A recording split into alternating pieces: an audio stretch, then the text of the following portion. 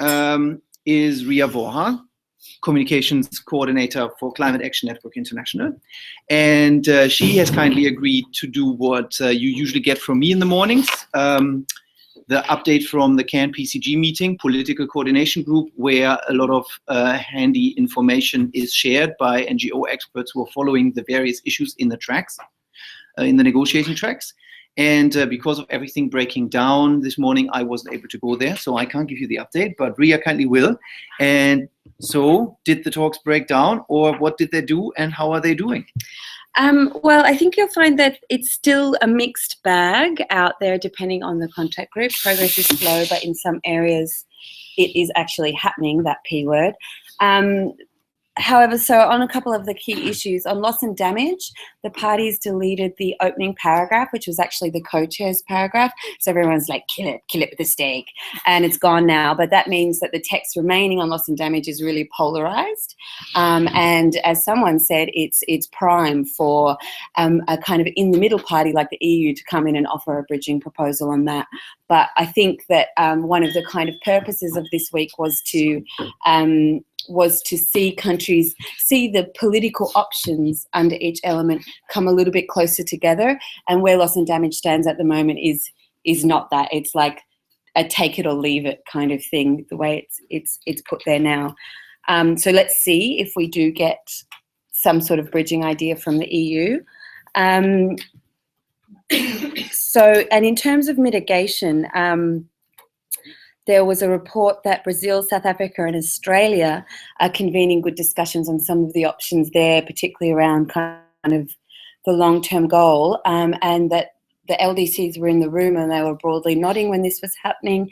So it's got to get through G77, but it's looking slightly hopeful there that we might have something bridging on that.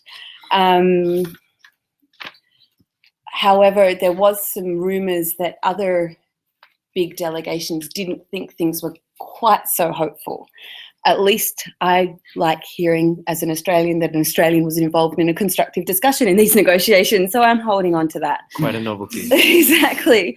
And then I think on differentiation, the key discussion was about how to manage the transition as countries kind of move up the scale from as their economies become more advanced. How do they kind of go from getting a lot of support to take climate action and build resilient communities to coming to stand on their own 2 feet. And there's a lot of discussion about that. And essentially they seem to have gotten to a point where they've got some options that just need to be discussed now by ministers at the pre-COP. So more kind of, I guess, in-depth and helpful discussions on differentiation, which is good.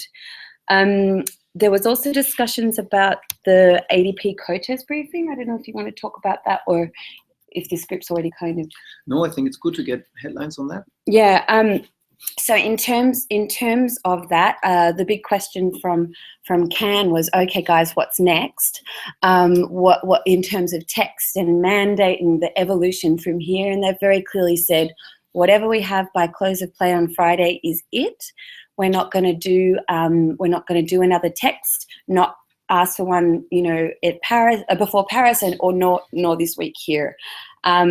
So the reason for that being that they came in with the co-chairs text, and then parties obviously added those elements back in, and now there's more ownership by the parties of that text, and the co-chairs don't want to kind of remove that ownership by getting their grubby hands on it again.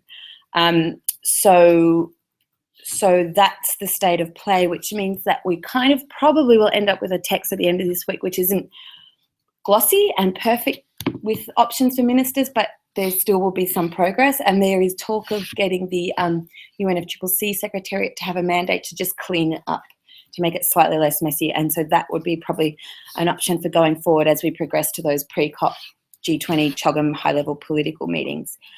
Yeah. So I guess there was a question yesterday in terms of, we have something of 2 different draft legal documents at the moment that we're working with. So for those who might not have been in the process, basically after Lima last year, there was a session at the start of the year in Geneva. In that Geneva session, all of the countries were basically asked, what would you like to see in this negotiating document that we're going to take to Paris? As a result, that negotiating document expanded to 80 pages and kind of ballooned. And then as a result, we requested extra meetings this year, which this is the last extra meeting, to try and figure out how to deal with this text continuously throughout the year. And obviously what we had about 2 weeks before starting this meeting was a brand new text that was only 20-something pages. And this was like a massive diversion from, I guess, what was the negotiating stream throughout the year. Yesterday, there seemed to be a bit of confusion, and it seemed that the chairs, so the facilitators, were saying things like the Geneva text, so the one that they developed in Geneva, is still the legal text, and that this is not a legal text. And sometimes they like to do that to reassure parties that they don't have to get triple checks from their capitals with every comma and every word that they try and change. But there's also probably an assumption that, like you said, the text that we're currently working with is going to turn into a legal document pretty soon. Did you get any insight into when that is going to happen, or when that transition could be made, or how clean that transition can be made? The co-chairs pretty clearly said that it was too soon to say, which I think kind of is an indication of how much they're feeling the slap on the wrist they got earlier in the week about the text that they presented. There is, I think, a desire, obviously, to have this newer text as the basis from which to start negotiations, and there was kind of a vibe shift, and even the language that's used to describe that text has changed, like on the document itself. So there is progression in the status of that text, but you're right, it's far from locked in. And I think that one of the questions out of this is whether they push to end this session with, opening up in Paris with that being the legal text. And do you get any sense, so you mentioned, for example, loss and damage is one section where we now have a bit of a polarization in the new kind of smaller document that we're working with. Obviously, in that Geneva document, there's a whole range of different options because every country just threw in everything that they wanted to. Do you get a sense that if some countries don't get some of those options that they threw in the Geneva document, that they might react badly to whenever this new text transitions? And they might still be thinking in their mind, hey, we still thought those options we put in Geneva were still legal. We weren't assuming that it would change. Or do you think everyone's kind of on the understanding that, okay, we did this thing in Geneva, but maybe it's not relevant anymore? Yeah, so I think it's a very real risk that if countries feel like they're not being heard, that they will pull the Geneva card. And I think there's always been a calculated gamble that's been going on with the co-chair strategy around these kind of dual texts. If you look at an issue like finance, the latest we're hearing on that is that a lot of the more advanced economies are trying to take anything out of the text in terms of qualitative and quantitative detail and just have it be like a political statement. And someone made the very valid point that not one single leader has come out and said what we need to do on post-2020 finance. So the money that will help all these developing countries take their own climate action. There's no clarity on that. We're still stuck in the $100 billion conversation. And that is an example where I think there's a very real risk of countries saying, you know what, if you're going to give us something really, really weak on post-2020 finance, like basically a feel-good statement, not interested in having this text. And I think that the co-chairs would do very well to manage that and manage understandings of that at the close of this week and through into the pre-COP. I'm aware that Ria has a press conference to prepare, maybe even 2 this morning, if I'm not mistaken. So we probably shouldn't ask for too much of her time. One thing that I would like to ask in terms of intelligence from this morning's discussion, yesterday we spoke a lot here about the fact that the NGOs are not allowed in the rooms, can't follow the spin-off groups. And obviously, as a result of that, there was massive frustration. Some people staged a bit of an action yesterday morning. There was a lot of buzz on Twitter about this. At the same time, some people cautioned, as we discussed here yesterday, that putting too much emphasis on these frustrations could be a bit counterproductive. We could be seen as self-centered. The media might get a confused image of what civil society is on about, focused on process and some sense of entitlement rather than, working on the substance of the negotiations of the text. Is there any sort of new development in terms of access to the negotiations? Because we heard yesterday that the G77 might try to force it somehow. And were there recommendations out of the meeting this morning in terms of what is going on and what to do about that? The G77 coordination meeting was supposed to be discussing it again this morning, and we're trying to get an update on what their plan is on that. so I don't have anything new to add. I think we're in a wait and see kind of mode on this. I think that like nothing's changed in terms of access. People still aren't being allowed into the spin-off groups, so it's still a live issue. But there's not a sense that we need to go and do something renewed until we get kind of an update from G77 about what they're planning.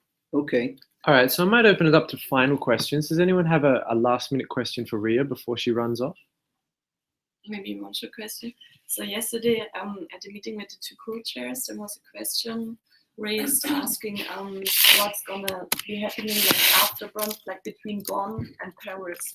So in case they're not gonna have like a final decision, but like for me, the answer didn't really got answered. The question didn't really got answered by the co-chairs. So I don't know. What do you think? Is there like? So the question there was, some what are we going to have as a transition in between kind of Bonn and Paris? Are there going to be kind of intermediary moments, intermediary meetings? Are there going to be kind of new text developments? What are we going to see over the next month, basically, before we get to Paris? Yeah. So the co-chairs have said that whatever we finish on Friday with, that's it in terms of text. Then there'll be obviously the high-level political meetings that we're expecting pre-COP G20 CHOGM. There's an expectation that the French presidency wouldn't just whack up the negotiating text, but would analyse the different elements and try and present basically bridging proposals for ministers so that there is actually a discussion around convergence on some of the key issues, and that's what those high-level meetings would be used for. And then also the first week of Paris will be ADP negotiations. So it will be looking at that text again. And I think the key challenge will be to take whatever is agreed in those high-level political meetings and actually insert it into that text and into those text discussions in the first week of Paris. You know, we had a lot of developments out of the head of state lunch held by Ban Ki-moon in New York last month. And I don't think it's necessarily the case that in the advances that were made there have been pulled into the text at this session. So I think we need to be a little bit smarter about how we do that. So I'll be interested to see what tricks the French presidency has up their sleeve to be able to achieve that. I'm sure there would be other questions, and I hope we can entertain them later and maybe somehow find you experts to answer them if we can't answer them. But before Ria goes, not another question, but maybe a final request, because today's a special day. It's not cat shit day, it's not bad shit day, it's Wretched day. And Ria is involved in Wretched day. Maybe you can tell us briefly what the day is about and what is happening and what people can do, how they can engage in it. And perhaps also tell us about Miles. Who's Miles? Thank you. Yes. So starting with Wretched Day or Ambition Mechanism Day, we decided to have a little bit of focus on this confusing thing called the ambition mechanism because we have the INDCs. They are what they are. They bend the warming curve, but they don't get us all the way. A lot of groups are advocating for a long-term goal that would be like a vision of phasing out fossil fuel emissions by a certain date, something that gets us, decarbonisation of the world's economies by a certain time to avoid the worst of the climate impacts. People talk about it as like the opera. I can never say so. Opera. No, you. No, I'm failing with it too. Chris, can you say the opera? Opera. I can never do. Operationalization. Thank you. Very good. It's a German word, actually. I thought you would have. Operationalisierung. Then it was of the 2 degree limit. But how do we get just point at me every time. Exactly, when I need you to say a word for me. How do we get from those INDCs to that long-term goal? There's a lot of things that we can do. We can review and renew or scale up our commitments. Can's calling for that to happen every 5 years. And that review, that should compel countries to really raise those limits and raise those commitments. And so that review needs to have teeth. There's a tradition in this process of having reviews that are more just like a chat, look at how amazing we are. We did this one policy and, a whole 3 things happened. So actually kind of a formal process where countries check in and scale up their commitments and to use some of those kind of impartial kind of levels like science and equity to judge how our progress is going. And so that the idea of that ambition mechanism is that you get from where you are now and you go increasingly upwards until you get to where you need to be. And that kind of feeds into the idea of, Paris not just being for the next couple of years, but actually creating a long-lasting system that's going to manage our climate action internationally for the coming decades. And I think, you know, we're all pretty exhausted a couple of months out from Paris. I don't think we want to be renegotiating this agreement every 5 years or, you know, or so often. We want to come back and just talk about what more we're doing with the same architecture. So to get involved today, you can tweet. I think there's been some really good tweets sent out to the list. One of the reasons that we chose today is because of this guy called Miles. Miles is actually a report. And the report, for the first time, quantifies the emissions reductions that would be made by having a strong ambition mechanism and a long-term goal.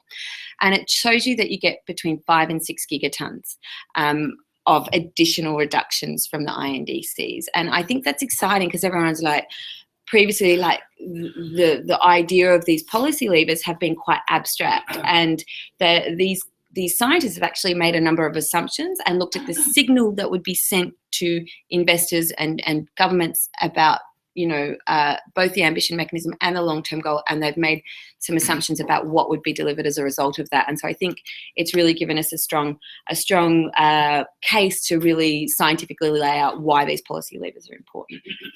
Thank you, thank you, thank you. Given that this was all totally improvised and made up a few minutes before this meeting, given everybody else was cancelled and everything was breaking down, I think this was a fantastic overview. Thank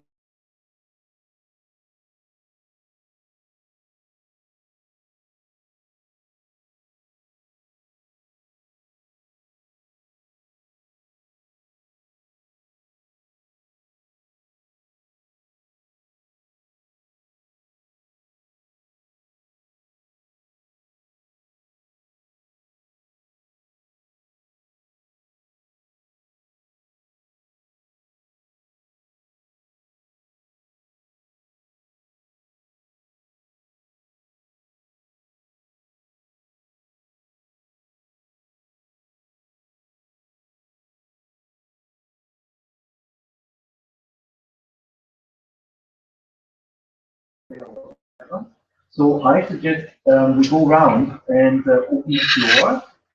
If you want to share something, I'll have an update as well at the end about another report being launched today that's useful. But let's hear from you guys first, I would say. Hearing no concerns about this suggestion, I think maybe